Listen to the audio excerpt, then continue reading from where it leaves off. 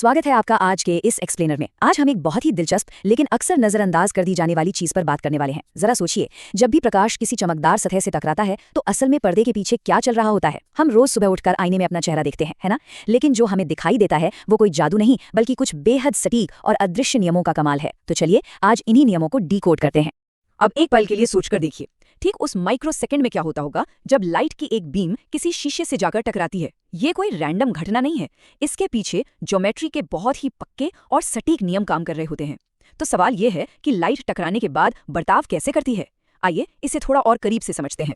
इन सारे मैकेनिज्म को गहराई से समझने के लिए हमें सबसे पहले बेसिक चीजों को क्लियर करना होगा। चलिए इस पूरी घटना की बुनियाद पर नजर डालते हैं और देखते हैं कि असल में ये पूरा सेटअप होता कैसा है। इमेजिन कीजिए एक बिल्कुल सपाट रिफ्लेक्टिव सतह है। मान लीजिए एक आईना है और इस आईने पर एक खास पॉइंट है जिसे हम पॉइंट ओ कह सकते हैं। यही वो सटीक जगह है, वो मेन स्टेज है जहां ये पूरा का पूरा एक्शन होने वाला है। लाइट आएगी और ठीक इसी पॉइंट से सारा खेल शुरू होगा। अब रिफ्लेक्शन के असली नियमों पर आएं, उससे पहले हमें इस पूरी कहानी के मुख्य किरदारों से मिलना होगा। ये वो 3 अहम हिस्से हैं जो इस ऑप्टिकल इंटरैक्शन को मुमकिन बनाते हैं। चलिए एक एक करके इन्हें समझते हैं।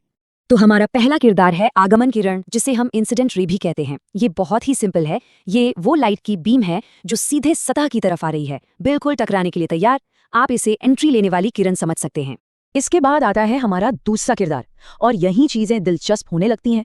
इसे हम परावर्तित किरण या रिफ्लेक्टेड रे कहते हैं।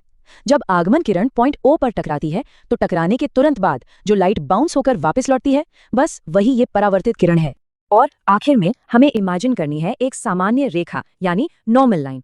अब ध्यान दीजिए, ये असल में लाइट की कोई किरण नहीं है, ये बस एक काल्पनिक बिल्कुल सीधी 90 डिग्री पर खड़ी एक रेफरेंस लाइन है। ये ठीक उसी पॉइंट ओ से ऊपर की तरफ खींची जाती है।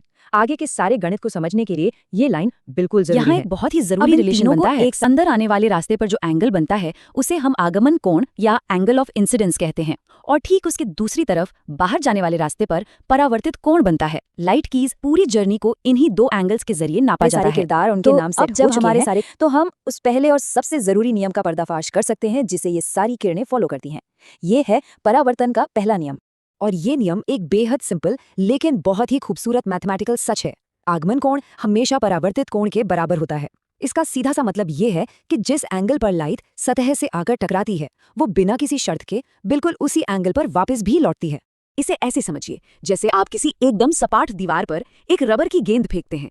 फिजिक्स साफ तौर पर कहता है कि जिस एंगल से गेंद दीवार की तरफ जाएगी वो बिल्कुल उसी एंगल से वापस बाउंस होगी। लाइट के साथ भी हूबहू यही होता है।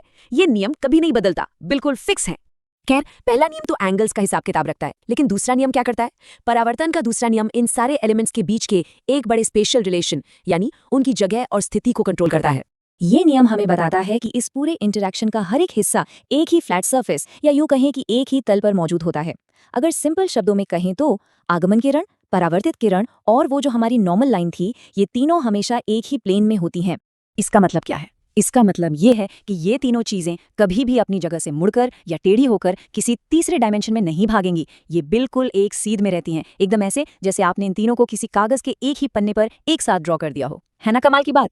अब ये सब सुनने के बाद शायद लगे कि भाई ये कड़क नियम तो सिर्फ एकदम सीधे और फ्लैट आईनों पर ही काम करते होंगे, लेकिन असल में इनका एप्लीकेशन अविश्वसनीय रूप से यूनिवर्सल है। ये हर जगह काम करते हैं।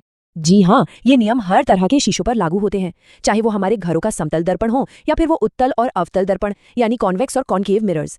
एक नॉर्मल फ्लैट कांच से लेकर बहुत ज्यादा मुड़े हुए शीशों तक लाइट माइक्रोस्कोपिक लेवल पर इन्हीं नियमों का बहुत सख्ती से पालन करती है। और यहीं से एक बहुत ही मजेदार सवाल पैदा होता है। जरा सोचिए, अगर लाइट हमेशा टकराने वाले उस छोटे से पॉइंट पर इन्हीं फ्लैट प्लेन नियमों का पालन करती है, तो फिर इन लाखों करोड़ों इंटरैक्शन से मिलकर उन फनहाउस वाले शीशों या कारों की हेडलाइट्स में वो अजीब और टेढ़ी मेढ़ी तस्वीरें कैसे बन जाती हैं? सोचने वाली बात है ना? खैर, ये एक ऐसा सवाल है जो यकीनन हमें साइंस के इन चमत्कारों के बारे में और ज्यादा गहराई से जानने